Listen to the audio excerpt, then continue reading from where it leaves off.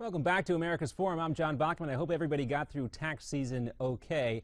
And you may have heard the RNC, the Republican National Committee, is filing a lawsuit against the IRS for what it calls illegal stonewalling of documents. The stonewalling, of course, refers to the RNC's request for documents related to the agency's targeting of Tea Party groups. The RNC said in a statement that the agency failed to give them the documents under the Freedom of Information Act, despite multiple requests and extensions. The RNC says the refusal is unacceptable and inexcusable. The IRS claims that it has set aside hundreds of staffers and millions of dollars. It would have to do that, set aside hundreds of staffers and millions of dollars to comply with that request. So do you buy that? Joining us right now is Republican strategist Ford O'Connor to talk to us. Ford, great to see you again. Well, good to see you guys. Thank you for having me on. All right, so the merits of this lawsuit, I like that, but I was a little disappointed with the timing of this lawsuit. You know, for the Republican Party to hold itself out as the party, the anti-frivolous lawsuit party, to file a lawsuit timed with tax day and the news cycle seems a little silly. What do you think? I think that this is a great campaign tactic by the RNC, and I do think that what they're trying to say here is, yeah, you may be right, it's a frivolous lawsuit, but this is about a more noble cause, and that's government accountability. So in this case, I think it does cancel out because we know why they're not getting the documents, and that's because basically Democratic loyalists within the IRS are foot dragging. And I would say, I think the lawsuit is valid, and I think the efforts of Darrell Issa and also the House Ways and Means Committee are valid as well. But the timing here, if there's a legitimate lawsuit to be filed, file it when it's legitimate, whenever it's available, right?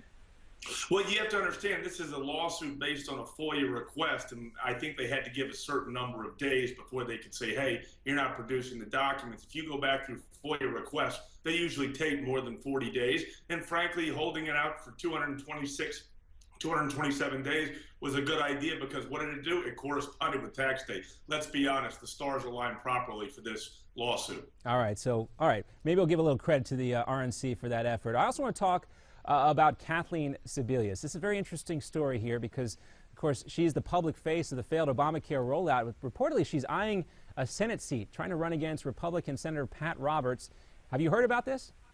Yes, the New York Times, the lovely arm of the Democratic Party, decided to make that front page news this morning. I think it's an absolute joke, and it shows you exactly how weak the Democratic bench is in Kansas, and basically this is a way for them to try to stoke donor interest, because how can Kathleen Sebelius win in Kansas, which is roughly, extremely, Republican state, and frankly, she's the face of the very thing that Republicans are lashing out against in this election. Yeah, some far-left liberals, they thought that Sebelius was a scapegoat in all this, so maybe she does have some support, but, let me ask you to do something maybe a little difficult for her. Now, if you were advising Sebelius, what would you tell her to run on?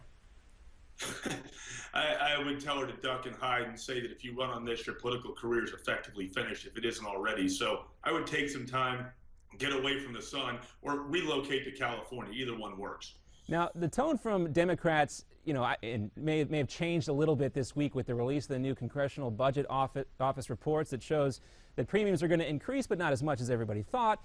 Obamacare is still going to cost trillions of dollars, but not as much as everybody thought. I guess $100 billion less than was initially reported. Is this the Democratic spin on the media? Is there actually some good news here? Because when we heard Republicans respond to the CBO report, they talked about the job-killing aspects of Obama, but they didn't really fight back that hard about some of the other aspects of the CBO report.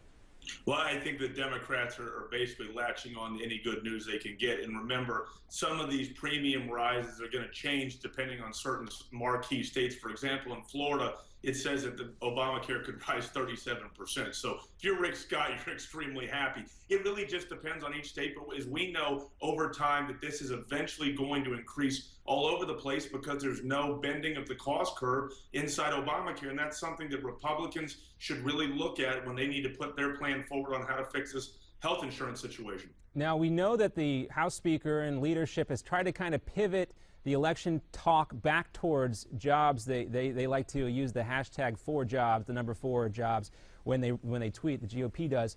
But was this, when you heard the responses from some of these Republicans about the new CBO numbers, is this really them trying to tie Obamacare and jobs together? Is that what we saw there? Well, absolutely, because their main contention is that Obamacare creates a disincentive for hiring, and at the end of the day, people need jobs and companies need to grow, and Obamacare is a burden, particularly on medium and small businesses in terms of hiring. So if they can't hire people, how are we going to put people back to work? All right, well, let's talk 2016 real quickly, because I want to take a look. There's this new story up on Newsmax.com right now, and apparently Rand Paul and Marco Rubio are leading potential Republican 2016 contenders in spending. What's your takeaway from that little nugget? Well, I think that both men are definitely eyeing the White House. Rand Paul's situation is a little bit different than Marco Rubio's. He has to convince mega Republican donors that his constitutional libertarian style can actually work in governing on a national scale. His job is to convince donors over time. He's got a lot of grassroots donors. We all know at the end of the day, as unfortunate as it is, big money runs elections, and he's going to need someone who's going to basically be a sugar daddy for a super PAC. I think Rand Paul has a op-ed piece in the Washington Times trying to talk about, peace through strength, that whole Reagan ideal, and that's kind of the line that Rand Paul is going to walk, try to walk that Reagan national security line. But do you think that will jive with his, prior, kind of post-isolationist ideas that he's throwing out there? Well, that's really what's hurting him with Republican donors is they want somebody who's going to have a muscular foreign policy. And unfortunately, as we're seeing with Obama right now, peace through strength only works when you're perceived to be strong. So Rand Paul is going to have to find a way to close that gap and walk the fence, because if he looks too much like a neocon, obviously certain grassroots libertarian folks will abandon his candidacy. All right, so another guy. The guy who's got the ideal foreign policy right now in terms of the way that Republican donors see things is someone more like Marco Rubio. Yeah, okay, so let's talk about Rubio a little bit. Rubio was badly damaged after getting out in front of the gay immigration bill. And how does he recover from that specifically? Well, he's going to have a book that's going to come out right after the midterms, and what he's going to try to do is prove himself to be a strong conservative on a lot of other issues, including foreign policy and spending. So he's going to have to really up his game on certain issues, and he's been out there framing it that way, and that's why you've seen him try to take a lead on foreign policy, and even on something that Republicans don't particularly like all that much, which is education, but showing a different path than what Jeb Bush is actually putting forth with respect to his support for Common Core. So he's out there trying to really improve his conservative bona fides. He tripped and fell over immigration. I don't agree with how he did what he did, but I understood what he was trying to do, because at the end of the day, I feel very different than a lot of Republican grassroots folks. I think we're going to have to find a solution to immigration, because at the end of the day, ignoring the problem is only going to exacerbate it over time. I have to agree with you there, and I would think that Rubio might actually have to introduce an alternative bill that focuses more on security than it does on reform of the immigration system itself. And also, for real quick, I just want to get your thoughts on this conversation I had with Herman Cain earlier in the show. I asked him about one guy who really excited him about 2016, and he told me Scott Walker. What about you?